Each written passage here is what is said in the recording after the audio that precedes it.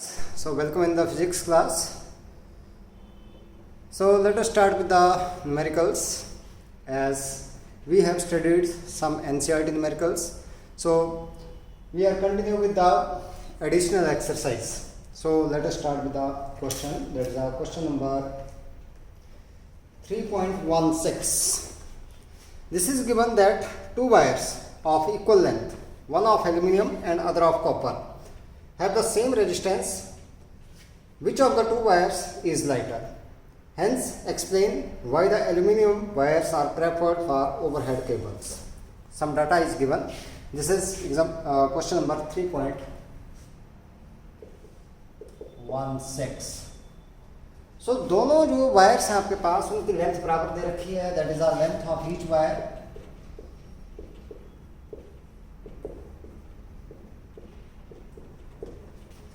That is given L.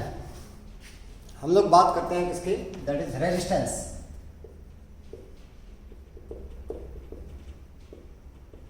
Of each wire.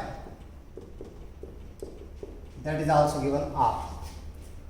अगर बात करें हम लोग फॉर कॉपर, पहले बात कर लेते हैं फॉर एल्यूमिनियम. एल्यूमिनियम वायर के लिए हमारे पास क्या दे रखा है? That is a resistivity aluminium की, that is given AL. This one is capital AL. That is given 2.63 10⁻⁻8 ohm metre. तो रेजिस्टेंस निकालना है हम लोग. Resistance that is equal to rho AL. Rho L upon A आपके पास आता है तो मैंने A1 मान दिया इसके. ठीक है, that this one is number 1. For copper wire के लिए जो रेजिस्टिविटी है कॉपर के लिए, that is given 1.72 10⁻⁸ ohm metre. यहाँ से इसका भी रेजिस्टेंस, क्योंकि दोनों का रेजिस्टेंस बराबर दे रखा है, that is rho copper into length upon area A2. अब क्योंकि दोनों का आपके पास अगर देखें हम लोग तो रेजिस्टेंस बराबर है, it means that is rho aluminium L upon E1 that is equal to this resistivity for copper length over A2. Length से लेंथ कैंसिल आउट, तो हमारे पास क्या गया? इसे resistivity of aluminium over resistivity of copper, that is equal to that is A1 over A2. Let give it number 3. अब ये बाद में रख लेंगे हम लोग. डेंसिटी हमारे पास दे रखी है, that is a relative density of aluminium. For aluminium density that is given 2.7 and for copper this density that is given 8.9. this one is given. ये हमारे पास दे रखा है. ठीक है, हमने क्या करना है? मास निकालना है. दोनों वायर का क्या कर लो? मास निकाल लो. तो मास निकाले तो mass that is equal to volume into density की बात करें हम लोग तो mass for aluminium, mass of aluminium wire, mass of aluminium wire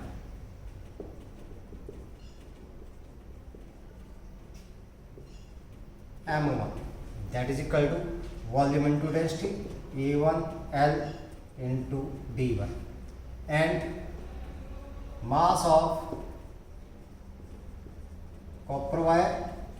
copper wire की बात करें तो M2 that is equal to A2L into D2.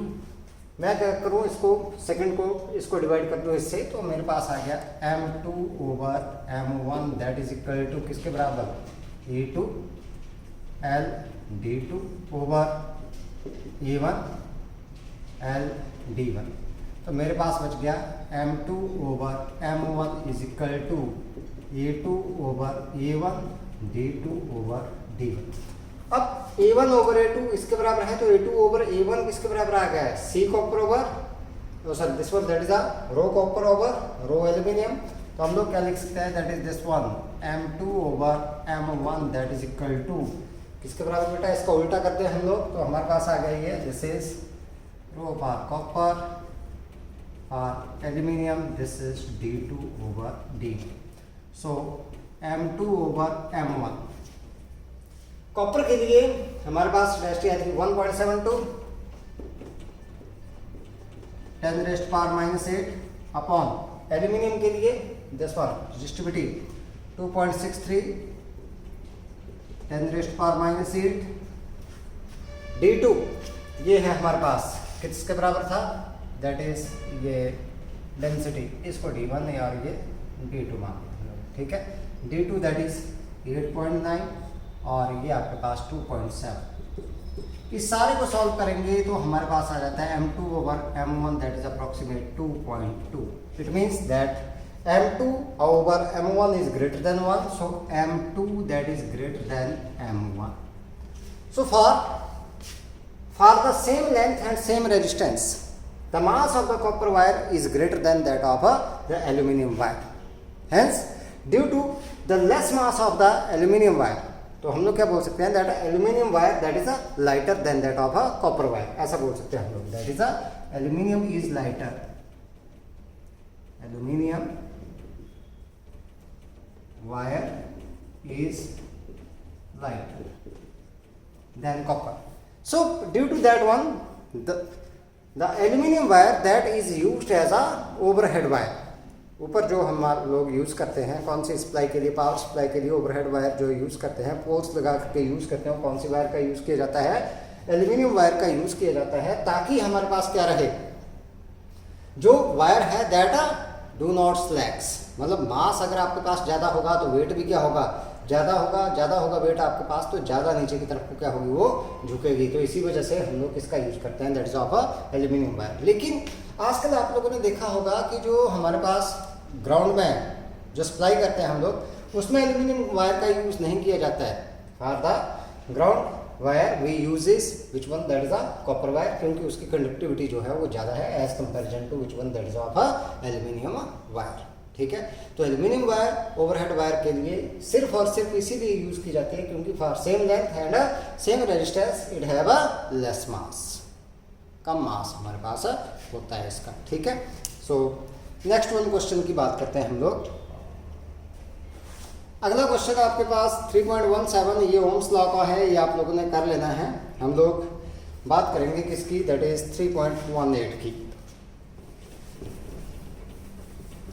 Question number 3.18,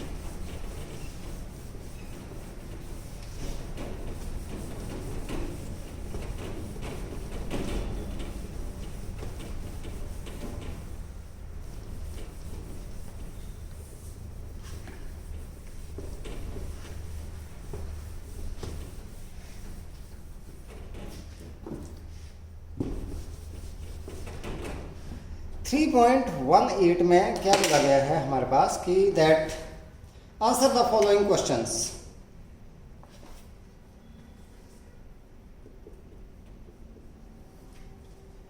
A steady current flows in a metallic conductor of non-uniform cross section. अब steady current दे रही है, it means current is constant, ठीक है। So which of the following quantities is constant along the conductor? current हमारे पास constant रहेगा, ठीक है। As current is constant because it is given that current is a steady, ये condition में दे रखा है that the steady current that flows through the conductor, तो इसलिए ये क्या रहेगा, कांस्टेंट रहेगा। करंट डेंसिटी नहीं रहेगी क्योंकि हमारे पास क्या है, नॉन यूनिफॉर्म क्रॉस सेक्शन है, तो करंट डेंसिटी क्या आती है, G that is equal to किसके बराबर, करंट डेंसिटी करंट पर यूनिट एरिया चेंज हो रहा है, it means it will not remain a constant. Electric field की बात करें तो हम लोगों ने ये किया था that I is equal to A/N/E mu E, ये किया था। तो E की बात करें तो किसके बराबर, I/A/N/E म्यू के बराबर आ गया, तो ये भी एरिया के ऊपर डिपेंड करेगा, it means it will not remain constant. और उसके बाद ड्रिफ्ट स्पीड की बात करें तो ड्रिफ्ट स्पीड हमने किया था I is equal to ANEVD, तो VD हमारे पास किसके बराबर आ गया I अपॉन ANE, तो यहाँ पर भी एरिया के ऊपर डिपेंड करके, तो it will also not means a constant. So only the current that will remain constant because it is given that the steady current that flows through the conductor. B part की बात करें अगर हम लोग, B part में पूछा है is the Ohm's law universally applicable for all the conducting elements. No, सभी कंडक्टिंग एलिमेंट्स के लिए एप्लीकेबल नहीं है. तो इसमें बोला गया है if not give the examples of the elements which do not obey Ohm's law. बहुत सारे की थी हम लोगों ने, जहां पर बात की थी हम लोगों ने क्या disadvantages of Ohm's law. Non ohmic conductor जो हम लोगों ने किए थे उसमें कौन से किए थे, semiconductor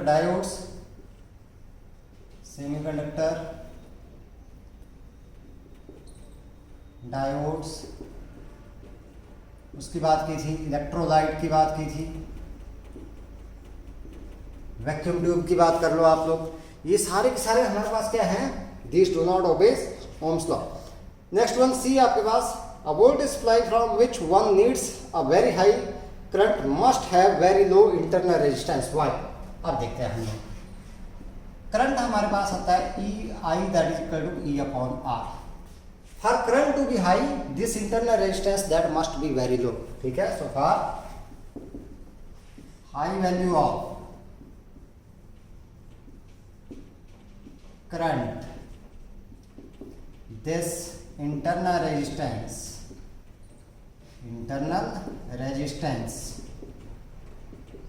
R must be very low, बहुत ही कम होना चाहिए आपके पास. ठीक है.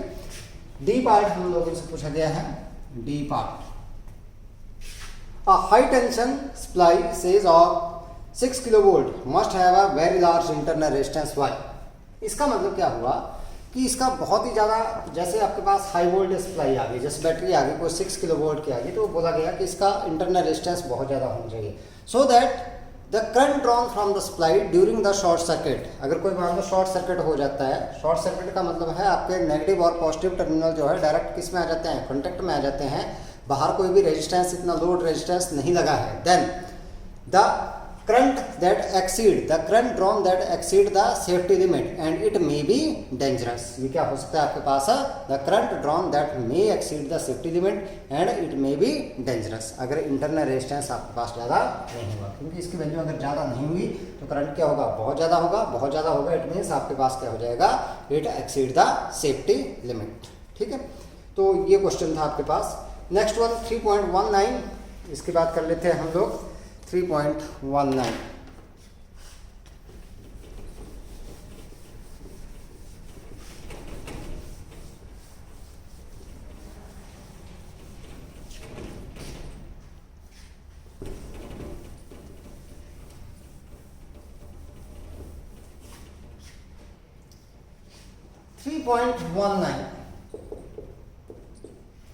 इसमें क्या बोला गया, choose the correct alternative. Alloys of the metals usually have greater or less resistivity than that of a constituent metals. तो क्या आएगा आपके पास, greater resistivity. alloys की क्या आती है, greater resistivity. B पार्ट हमारे पास, alloys usually have lower or higher temperature coefficient of resistance than pure metals. तो क्या आता है, lower temperature coefficient of resistance.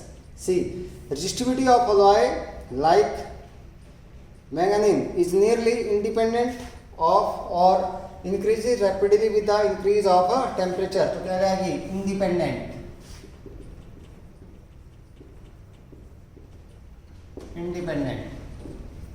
D part आपके पास, the resistivity of typical insulator is greater than that of a metal by a factor of the order of 10 raised to power 22 or 10 raised to power 3. तो आता है 10 raised to power 22.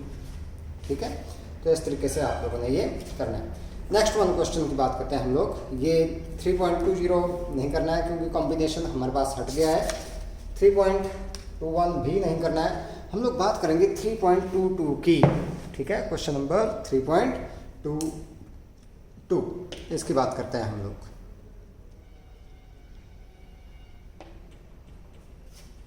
तो देखते हैं इसमें क्या बोला गया है. एक सर्किट दिया गया है किसका, पोटेंशियोमीटर का। पोटेंशियोमीटर से रिलेटेड क्वेश्चन है बेटा ये।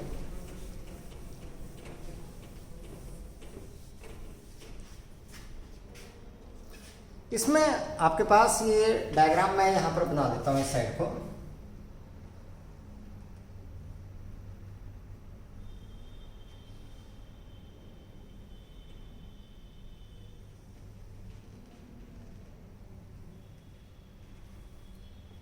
A, this one is B, और यहाँ पर कोई सेल लगी है, यहाँ पर रेजिस्टेंस है कोई, यहाँ पर गैल्वेनोमीटर और ये लगा थी जॉकी, ठीक है। और यहाँ पर एक की लगा दी, और ये रेजिस्टेंस की जो वैल्यू दे रखी है that is given 600 kilo volt, तो sir 600 kilo ohm, this one, ठीक। और ये जो ऊपर सेल है इसकी जो वैल्यू दे रखी है that is 2 volt and resistance is given 0.4।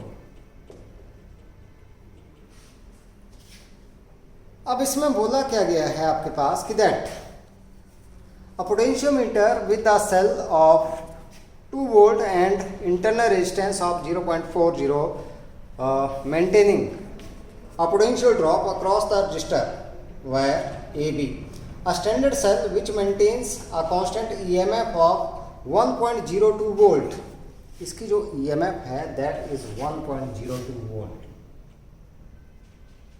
that this one, ठीक है।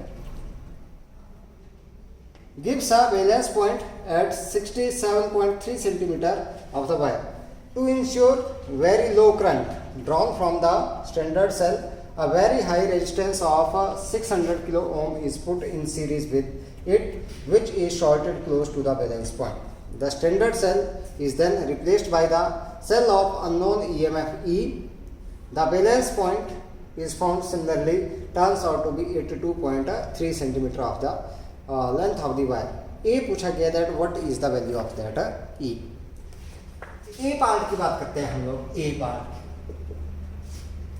पहले जब हमारे पास ये दे रखा है कितना 1.02 वोल्ट, तो लेंथ हमारे पास दे रखी है कितनी आपके पास दैट इज गिवन 67.3 सेंटीमीटर। और जब हमारे पास E निकालना है तो ये बैलेंसिंग लेंथ हमारे पास ये कितनी दे दी हमारे पास बेटा, दिस इज गिवन 82.3 सेंटीमीटर। हमने क्या करना है, we have to find out the value of E। E की वैल्यू हम लोगों ने यहाँ से क्या करनी है, निकालनी है, ठीक है। We have to find out the value of E, हम लोगों ने जो निकाला। तो अगर बात करें हम लोग यहाँ से, तो हमें पता है दैट E1 अपॉन E2 मतलब that is E1 upon E that is L1 upon L2 के बराबर आता है। तो यहाँ से E निकाल लें तो किसके बराबर आ जाएगा, that is L2 over L1 into E1, ठीक है। सो E that is equal to L2 कितना है 82.3, L1 कितना है 67.3, यही था आपके पास, हाँ 67.3, और ये 1.02 वोल्ट। अगर इसको हम लोग पूरे को क्या कर लें, सॉल्व कर लें, तो हमारे पास ये आ जाता है 1.25 वोल्ट, ये हमारे पास ये आ गई इस, ठीक है। दूसरा पूछा गया that B part, what purpose does the high resistance of 600 kilo ohm resistance, ये रेजिस्टेंस जो है किस लिए रखा गया है। तो हमने बात करनी थी कि that this resistance is only used to limit the current, hence the deflection in the galvanometer. ये सिर्फ क्या करता है, इसमें करंट को लिमिट करता है और इसकी डिफ्लेक्शन को भी क्या करता है, लिमिट करता है, so that it could not damage, ठीक है। सी पार्ट पूछा गया, is the balance point affected by this high resistance, no. The balance point is not affected by this high resistance, इसकी वजह से जो है बैलेंस पॉइंट अफेक्ट नहीं होगा। Is the balance point affected by the internal resistance of the driver cell? No. जो आपके पास इंटरनल रेजिस्टेंस है, किसी भी सेल का आपके पास इंटरनल रेजिस्टेंस है, that does not affect the balance point. हमने ये पॉइंट देखा था रीजनिंग में कि जो इंटरनल रेजिस्टेंस है that does not affect the balance point, वो बैलेंस पॉइंट को अफेक्ट नहीं करेगा। नेक्स्ट वन हमारे पास पूछा गया है E part, would the method work in the above situation if the driver cell of the potentiometer had an EMF of 1 volt instead of 2 volt. अगर इसको हम लोग क्या करते हैं, अगर E आपके पास कितना आ जाता है 1 वोल्ट आ जाता है और E हमारे पास कितना आ गया 1.02 वोल्ट आ गया, अब क्या हो गया E हो गया लेस देन E, तो क्या होगा सर्किट वर्क करेगा? No, the circuit will not work because for the to obtain the balance point this E that should be greater than that of this E, इससे ज़्यादा होना चाहिए, because in this case the potential drop across the wire that is less than that of the EMF of this primary cell, hence the balance point that will not work। अब ये पूछा गया है आपके पास कि would the circuit work well for determining an extremely small EMF say of the few millivolt, ठीक है, if not how will you modify the circuit. अगर मान लो यहां पर आपके पास ये जो सेल है, इसकी आपके पास जो वोल्टेज है ई आपके पास आ जाती है कुछ मिली वोल्ट में आ जाती है, तो क्या आपके पास ये सर्किट अच्छे तरीके से वर्क करेगा? No, because the balance point that will very close to point A, इस पॉइंट के बहुत ही क्लोज आ जाएगा, hence there will be error in the measurement of the length. अब सर्किट को कैसे मॉडिफाई करें? सर्किट को मॉडिफाई इसलिए कर सकते हैं, इस तरीके से कर सकते हैं कि ये बैलेंसिंग लेंथ इंक्रीज हो जाए। तो बैलेंसिंग लेंथ कैसे इंक्रीज होगी? इसकी सेंसिटिविटी इंक्रीज कर करके। अब सेंसिटिविटी कैसे इंक्रीज होगी भाई? यहाँ पर करंट डिक्रीज कर करके। तो करंट कैसे डिक्रीज होगा? बाई पुटिंग और बाई क्या करेंगे? Connecting a series resistance. The circuit can be modified by connecting a series resistance in by connecting a resistance in series with the potentiometer wire। Potentiometer wire के साथ क्या कर दो, एक रेजिस्टेंस जो है सीरीज में क्या कर दो, जोड़ दो, hence the balancing length that will increase, so the circuit that will be modified, hence we can modify the circuit to measure the EMF। ठीक है, तो इसको हम लोग क्या कर सकते हैं, इस तरीके से मॉडिफाई कर सकते हैं। ठीक है, नेक्स्ट वन हमारे पास 3.23। रीजनिंग अच्छे से करनी है बेटा, ये क्योंकि रीजनिंग के बहुत सारे क्वेश्चन पूछे जाते हैं, ये प्रैक्टिकल में भी पूछे जाते हैं और आप लोगों से यहाँ पर भी एग्जाम में भी पूछे जाते हैं छोटे छोटे क्वेश्चन सी। 3.23 में अगर देखें हम लोग, मैं सर्किट बना लेता हूँ पहले, यहाँ पर कैसे है।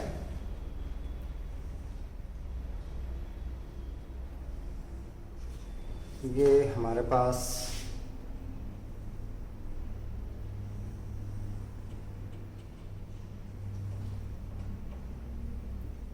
ए बी, यहाँ पर सेल है कोई जिसकी EMF E है, यहाँ पर एक रेजिस्टेंस है, यहाँ पर दूसरा रेजिस्टेंस है, ये की लगा दी और यहाँ पर भी की लगा दी, इस तरीके से, और यहाँ लगा दिया गैल्वेनोमीटर और ये लगा दिया हम लोगों ने यहाँ पर ऑब्टेन कर दिया क्या, बैलेंस पॉइंट। ठीक है, ये R है, ये X है, दिस वन इज E। हम लोगों के पास बोला गया है that the figure shows a potentiometer circuit for the comparison of the two resistances, the balance point with the standard resistor 10 ohm. R की वैल्यू दे रखी है आपके पास कितना, 10 ओम, दिस वन। ठीक है, is found to be 58.3 centimetre, this one ये दे रखा है आपके पास। While with the unknown resistance X, unknown resistance X, this balance point that is obtained at 68.5 centimetre यहां पर obtained होता है, ठीक है।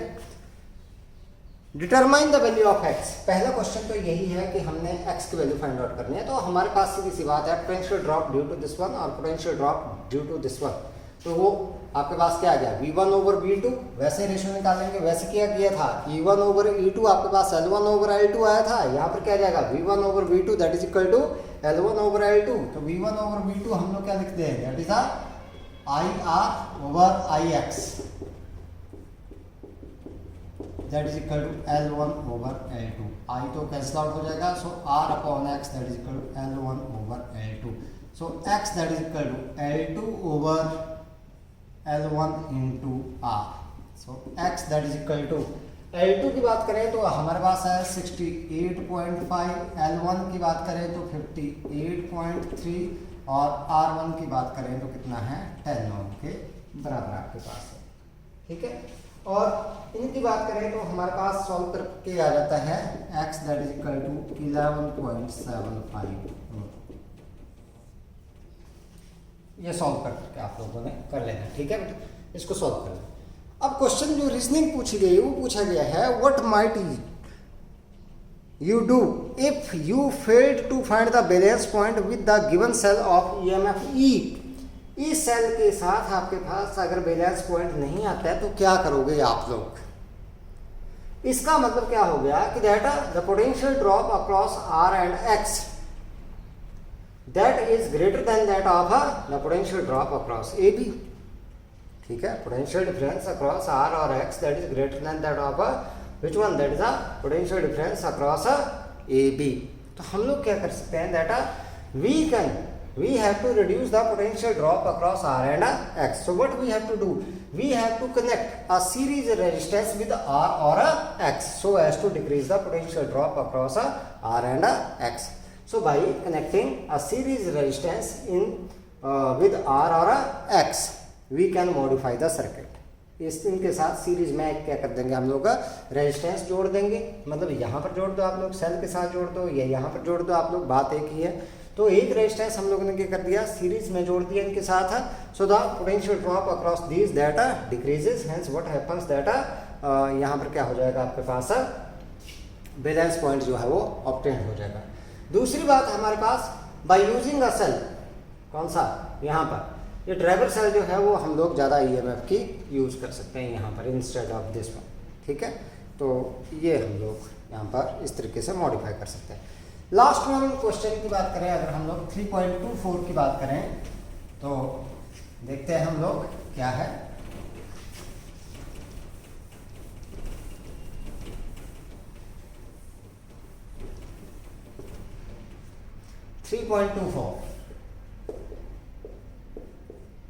इसमें भी सर्किट डायग्राम दे रखी है, लेकिन क्वेश्चन हम लोग वैसे करेंगे।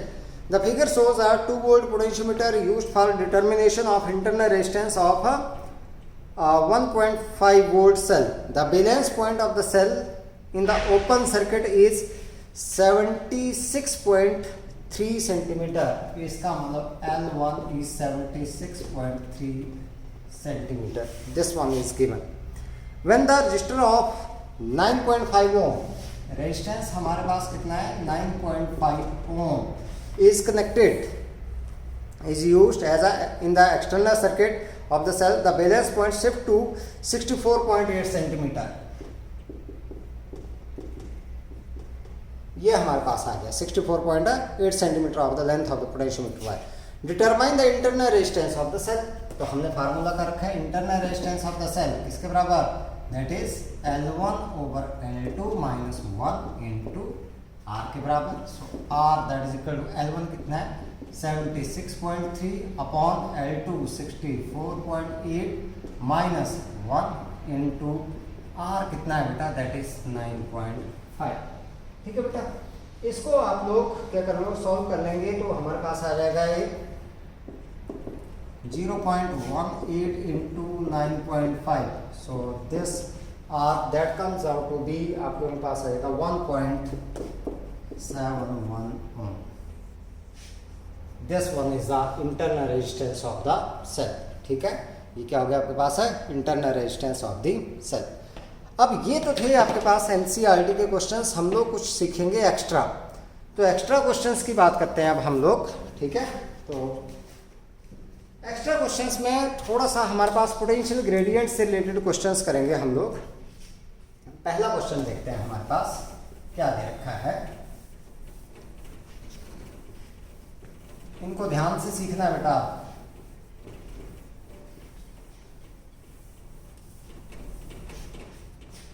क्वेश्चन नंबर 1 की बात करता हूं मैं यहां पर. The potentiometer wire of length 100 cm has a resistance of 10 ohm. ठीक है, it is connected in series with the resistance 5 ohm and an accumulator of EMF 3 volt having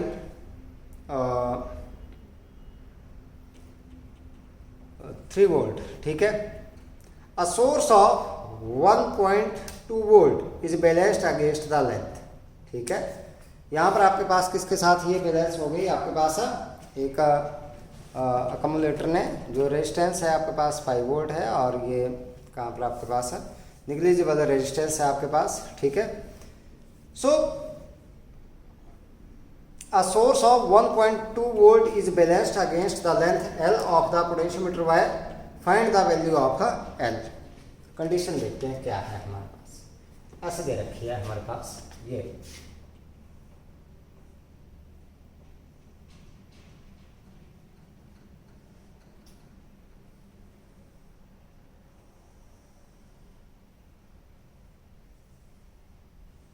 ये पोटेंशियोमीटर वायर है ए बी. लेंथ है इसकी 100 centimetre. ध्यान दिया, ये resistance दे रखा है आपके पास 5 ओम इसके साथ कनेक्ट है. ये आपके पास दे रखी है कितनी दैट इज 3 वोल्ट.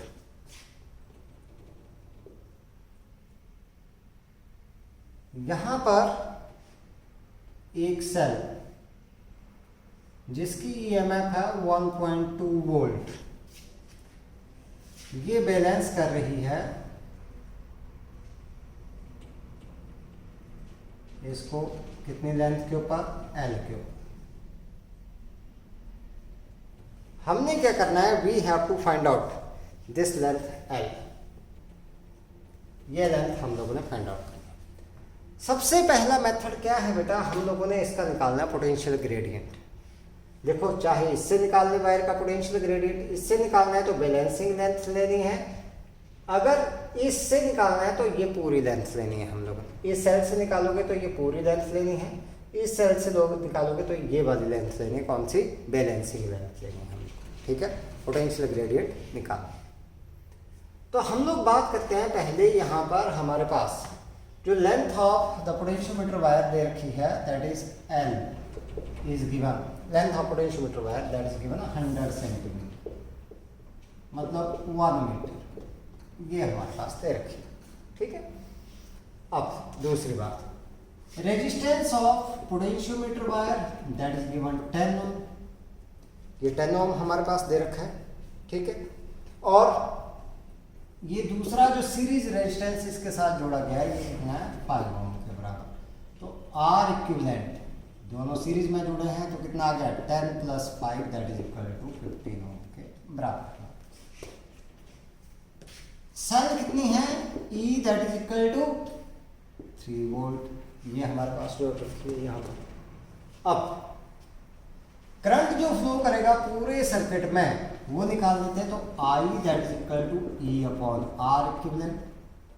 E कितना है 3/15 दैट इज इक्वल टू 1/5 मतलब एम्पियर दैट इज 0.2 एम्पियर भी लिख सकते हैं हम लोग इसको.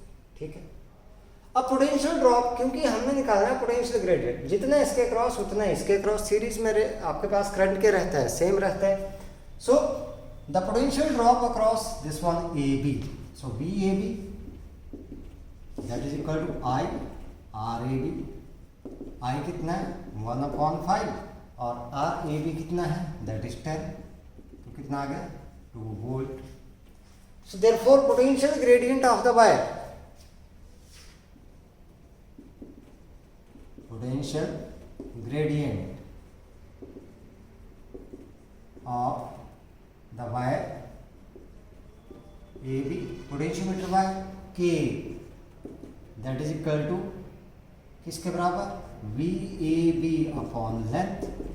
VAB 2 अपॉन लेंथ, ये किसके बराबर, वोल्ट, और ये 100 centimetre, that is 0.02 volt per centimetre, या हम लोग बोल सकते हैं that is 2 volt per metre बोल सकते हैं हम लोग इसको. मीटर में लिखना तो 2 वोल्ट पर मीटर आएगा. अब इतना ही पोटेंशियल, क्योंकि पोटेंशियल ग्रेडियंट तो वही रहेगा हमारे पास. So for this one cell, यहाँ पर देखें E that is given 1.2 volt, ये हमारे पास दे रखा है. लेंथ हम लोगों ने निकालनी है. Now again A that is equal to E upon L, ये हमारे पास आ गया. सो L निकालना है हम लोगों ने. L that is equal to E upon K के बराबर. E कितना है, 1.2 अपॉन K, K किसके बराबर है, दैट इज 0.02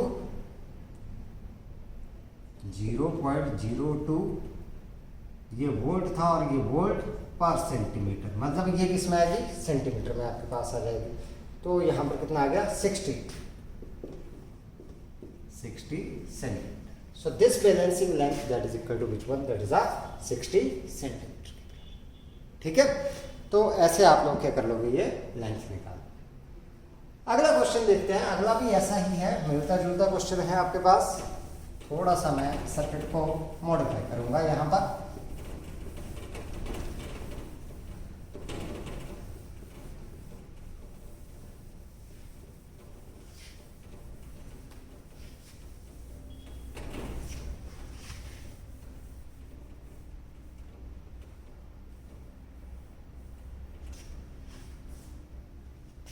हमारे पास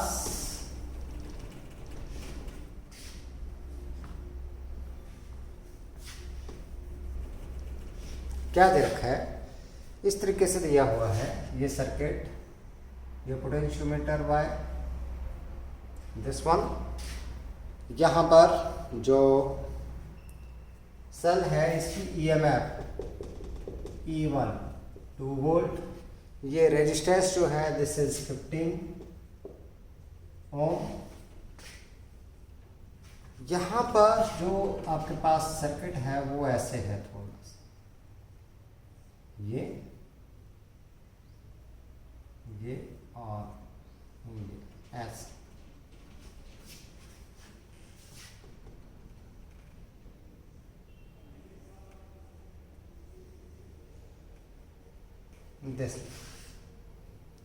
This is point O is given. This is 1.5 volt. This is 1.2 ohm. This is 0.3 ohm. ये resistance. We have to find out this balancing length. ठीक है. Length of wire is 1 meter and resistance is 10 ohm. इसका जो resistance है वो 10 ओम दे रखा है. ठीक है. So RAB, this is question number second. RAB that is given 10 ohm. Resistance जोड़ दिया हमारे पास कितना, 15 ओम साथ में. जो लेंथ है आपके पास that is given 1 metre. 1 metre मतलब 100 centimetre. This one is given. हम करंट निकालने पहले तो I जो ड्रॉन होगा that is equal to E1 upon RAB plus R के बराबर. So that is equal to 2 upon, दोनों को ऐड करेंगे तो कितना आ गया, 25 एम्पीयर. जितना करंट होगा उतना इसके थ्रू जाएगा. सो पोटेंशियल ड्रॉप निकाल लें AB के across, that is equal to I into RAB. I कितना है, 2 upon 25 into RAB, that is 10. So this is 5 2s are 5. So 4 upon 5 ampere, volt. और हम लोग बोल सकते हैं इसको कितना, दैट इज 0.8 0.8 वोल्ट हम लोग बोल सकते हैं, ठीक है। कितना आ जाएगा आपके पास, दैट इज अ 0.8 वोल्ट, इतना आएगा शायद, हाँ इतना आएगा आपके पास, this one is a 0.8 volt, ठीक है। VAB that is 0.8 volt. अब निकालने इसके cross potential gradient. So potential gradient of the wire VAB upon L। VAB कितना है आपके पास, दैट इज 0.8 वोल्ट, और ये लेंथ है 1 metre, that is 0.8 volt per metre, या फिर हम लोग सकते हैं 0.008 वोल्ट पर सेंटीमीटर। 100 से डिवाइड कर दो, सेंटीमीटर को निकालो। अब बात है यहाँ पर भी निकालने, क्योंकि ये रेजिस्टेंस इसके साथ जुड़ा है तो करंट निकालना पड़ेगा। तो टोटल यहाँ पर करंट जो है सेल जो ड्रॉ करेगी उसको निकालते हैं हम लोग पहले। I1 that is equal to 1.5 upon, ये दोनों सीरीज में जुड़ेंगे तो 1.2 plus 0.3 that is equal to 1.5 upon 1.5 that is equal to 1 ampere. So potential drop निकालेंगे इसके अक्रॉस, जितना पोटेंशियल डिफरेंस आएगा उतना इसके अक्रॉस आएगा। तो यहाँ पर ये क्योंकि दोनों पॉइंट एक जगह से जुड़े हैं आपके पास, so V this one that is equal to 0.3 into 1 that is equal to 0.3 volt. इसके अक्रॉस निकालना हो तो ऐसे निकाल सकते हैं, और V that is equal to 1.5 minus I कितना है 1 इंटू R 1.2, तो कितना जाएगा आपके पास 1.5 minus 1.2 that is equal to 0.3 volt आपके पास है, ठीक है। अब ये आपके पास V upon L that should be equal to K। So V upon L that should be equal to K, हमने निकालना है L। So L that is equal to V by K। So L is equal to V कितना निकाला है हम लोगों ने, that is equal to 0.3 upon K। K है हमारे पास कितना, that is a 0.008 so that is L is equal to, एक पॉइंट चला गया तो आपके पास आ गया 3/8 into 100 that is L is equal to 300/8। So that is 8 × 24 6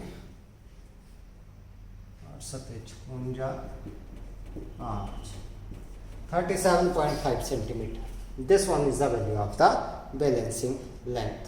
ये आपके पास बैलेंसिंग लेंथ आ जाएगी, ठीक है।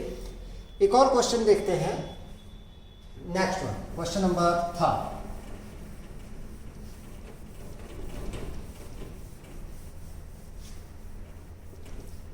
उल्टा चलेंगे थोड़ा सा हम लोग।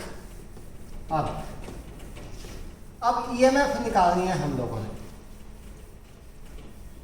बाकी सब कुछ दे रखा है, बैलेंसिंग लेंथ दे रखी है। EMF अगर निकालनी हो सेल की तो कैसे निकालनी है वो भी हम लोगों से पूछी जा सकती है। जिसमें बोला गया है potentiometer wire of length 1 metre has, length दे रखी है कितने 1 मीटर, दैट हैज मतलब दैट इज 100 सेंटीमीटर हम लोग मान के चल सकते हैं, has a resistance of 10 ohm. Resistance हमारे पास दे रखा है, हम वायर का रेजिस्टेंस मान चलते हैं 10 ओम हमारे पास दे रखा है, ठीक है। It is connected to 6 volt battery in series with the resistance of 5 ohm. Resistance इसके साथ सीरीज में दे दिया कितना 5 ओम को, और किसकी बैटरी के साथ, जिसकी EMF कितनी दे रखी है 6 वोल्ट के साथ हमारे पास कनेक्ट किया गया है। Determine the EMF of the primary cell which gives a balancing length at 40 centimetre. L हमारे पास है 40 सेंटीमीटर, और हमने निकालनी है EMF ऑफ द सेल, जो ये यहाँ पर बैलेंसिंग लेंथ देती है। तो पहले K निकालना है हम लोगों ने। सो K के लिए क्या निकालना पड़ेगा, I that is equal to E upon R AB plus R that is equal to 6 upon 10 plus 5 that is equal to 15 that is equal to 3 से देख लो 2/5 एम्पियर।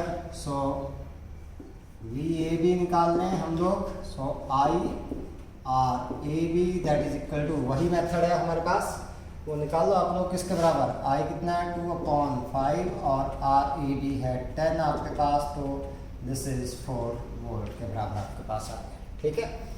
अब निकालना potential gradient K that is equal to VAB upon L that is equal to 4 volt upon 1 metre that is 4 volt per metre, या फिर हम लोग बोल सकते हैं that is 4 upon 100 volt per centimetre. इस तरीके से हमारे पास ये निकलेगा। अब ये जो है हमारे पास कहाँ पर देती है, 40 सेंटीमीटर के ऊपर दे रही है, तो हमें पता है E upon L that is equal to K, so E that is equal to K into L, so E that is equal to K कितना है 4 अपॉन 100 और L कितना है हमारे पास 40 सेंटीमीटर।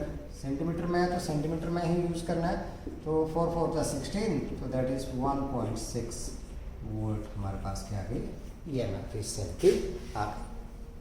ठीक है, अब बात करते हैं कुछ क्वेश्चंस हम लोग कहाँ से, that is from the metre bridge. Metre bridge से रिलेटेड क्वेश्चंस की बात करें तो कुछ क्वेश्चंस आप लोगों ने एनसीईआरटी बुक के किए थे बेटा।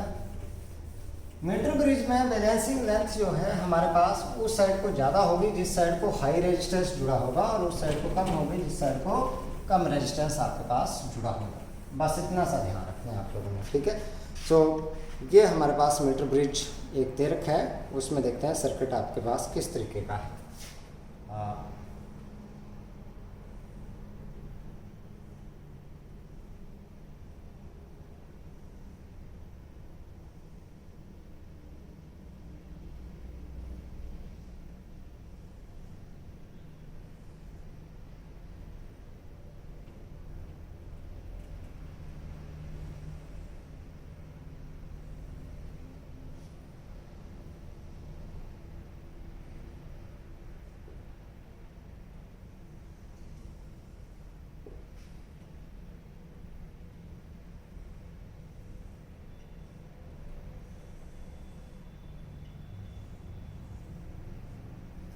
ये हमारे पास टर्मिनल D है, यहाँ से कैल्विनोमीटर और ये बैलेंसिंग लेंथ जो L है, यहाँ पर रेजिस्टेंस R जुड़ा है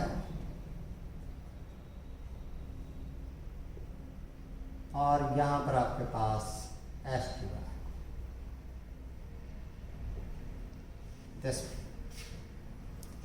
This is point A, this one is B। हमारे पास बोला गया in a metre bridge the null point is found at a distance of 40 centimetre from A. इस कंडीशन में कहाँ पर है 40 सेंटीमीटर के ऊपर है, यहाँ से ये L जो है वो कितना आता है 40 सेंटीमीटर, तो 100 माइनस L आपके पास कितना आ गया that is 100 minus 40 that is 60। तो पहली कंडीशन में दिस इज क्वेश्चन नंबर 4 हम लोग कर रहे हैं, तो R upon S that is equal to L upon 100 minus L, so that is 40 upon 60 आपके पास आ गया, that is R upon S that is equal to 2 by 3 number 1। अब क्या बोला गया कि that if a resistance of 12 ohm is connected in parallel with S, the null point occurs at 50 centimeter। यहाँ पर क्या कर दिया, एक 12 ओम का रेजिस्टेंस इसके साथ पैरेलल में जोड़ दिया हम लोगों ने ये, तो नया रेजिस्टेंस देख लें आप S dash that is equal to 12S upon 12 plus S के बराबर आ गया। सो नाउ कंडीशन क्या बन गई that is R upon S dash that is equal to 50 upon 50। It means हमारे पास R upon S dash that is equal to 1, so R is equal to S dash, ये आ गया। so R is equal to S dash किसके बराबर है 12S upon 12 plus S के बराबर, so R upon S is equal to 12 upon 12 plus S।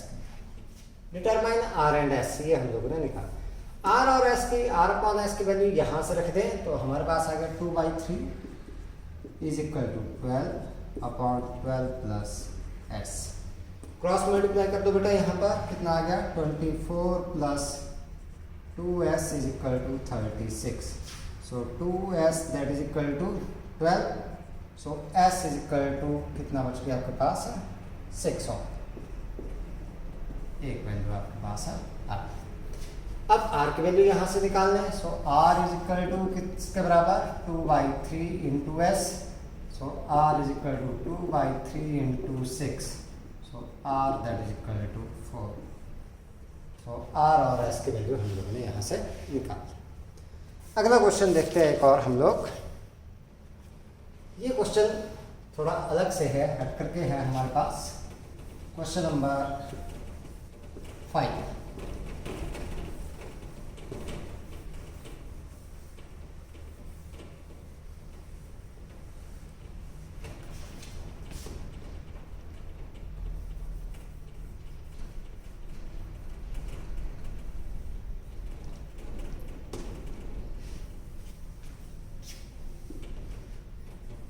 देखते हैं क्या बोला गया है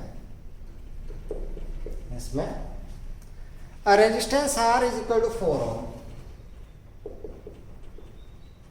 यहां ये कनेक्ट किया गया।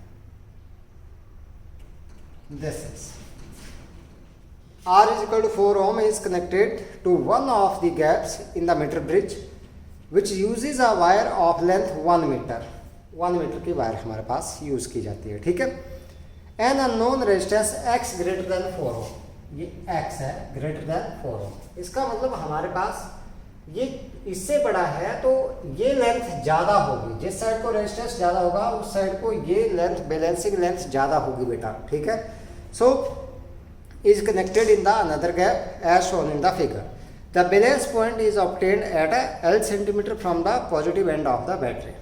तो पहले कंडीशन देख लेते हैं। पहली कंडीशन में हमारे पास क्या दे रखा है, R upon X is equal to L upon 100 minus L, ये नंबर 1, ठीक है। अब क्या बोला गया कि that on interchanging R and X it is found that the balance point further shifts by 20 centimetre. Interchange कर दिया जब R इस साइड को लगा दिया, X इस साइड को लगा दिया और इस साइड को, तो बैलेंस पॉइंट शिफ्ट हो गया कितना 20 सेंटीमीटर। इस साइड को ही होगा क्योंकि ये ज़्यादा था तो इस साइड को लेंथ हम ज़्यादा बढ़ जाएगी। So now when R and X are interchanged, इनको इंटरचेंज कर दिया गया, ठीक है। इंटरचेंज कर दिया तो हमारे पास क्या आ गया, बैलेंस पॉइंट जो है L डैश कितना हो गया L प्लस 20 और 100 minus L dash that is equal to किसके बराबर 100 minus L minus 20 that is equal to 80 minus L। So अब कंडीशन बन गई, इस साइड को x है और इस साइड को r है, तो हमारे पास क्या आ गया x upon r is equal to L dash upon 100 minus L dash that is equal to किसके बराबर L plus 20 upon 80 minus L। तो मैं उल्टा कर दूँ इसको, R upon x that is equal to 80 minus L upon L plus 20। From 1 and 2 अगर मैं दोनों से देखूं तो ये दोनों R अपॉन x के बराबर हैं, तो मैं क्या लिख सकता हूँ, दैट इज फ्रॉम 1 and 2 इन दोनों में से देखें अगर हम लोग, so L upon 100 minus L is equal to 80 minus L upon L plus 20। मैं साइड मल्टीप्लाई कर लेता हूँ तो ये आ गया L square plus 20L is equal to 8000, 100 से कर रहा हूँ मैं पहले, minus 100L minus 80L plus L square. इस L स्क्वायर से तो ये L स्क्वायर कैंसल आउट हो गया, तो इस L वाले को मैं इस साइड ले आऊँ सारे के सारे, तो मेरे पास आ गया यहाँ पर 20L plus 180 that is 200L is equal to 8000। so L is equal to 8000 upon 200, तो ये बच गया आपके पास L is equal to कितना आ जाएगा बेटा, दैट इज 40 सेंटीमीटर। L आ गया 40 सेंटीमीटर, तो X की वैल्यू निकल जाएगी हमारे पास यहाँ से, तो therefore फ्रॉम 1 R की वैल्यू कितनी है 4 upon X is equal to 40 L 40 है अपॉन 100 माइनस L 60 ठीक है। So this one is 4 upon X is equal to 2/3, so X is equal to 4 into 3/2, so x is equal to 6 6 ही आएगा, हाँ 6 हो। This one is the value of the resistance. तो इस तरीके से हम लोग ये क्वेश्चंस जो है वो करेंगे। कुछ किरचॉफ्स रूल के क्वेश्चंस बचते हैं बेटा, आप लोगों ने खुद से प्रैक्टिस करनी है, ठीक है। तो ऐसे हम लोग क्वेश्चंस करेंगे, कुछ और करेंगे बाकी जब मिलेंगे हम लोग। तो अभी आप लोगों ने इतने ही क्वेश्चंस करने हैं, हम लोग अगले लेक्चर में नया चैप्टर स्टार्ट करेंगे, ठीक है। तब तक के लिए आप लोगों ने बाकी भी क्वेश्चंस जो हैं वो एक्स्ट्रा बुक से करने हैं, सॉल्व करने हैं। मीटर ब्रिज के सॉल्व करो आप लोग, पोटेंशियोमीटर के सॉल्व करो, और किरचॉफ्स रूल से अगर आप लोग सॉल्व करते हो तो क्वेश्चन सॉल्व करने की कोशिश आप लोगों ने करनी है। सेल से रिलेटेड क्वेश्चन करो आप लोग, रीजनिंग आप लोगों के पास है, रीजनिंग आप लोग कोशिश करो, ठीक है। सो तब तक के लिए आप लोगों के पास ठीक है, thank you, okay, have a nice time.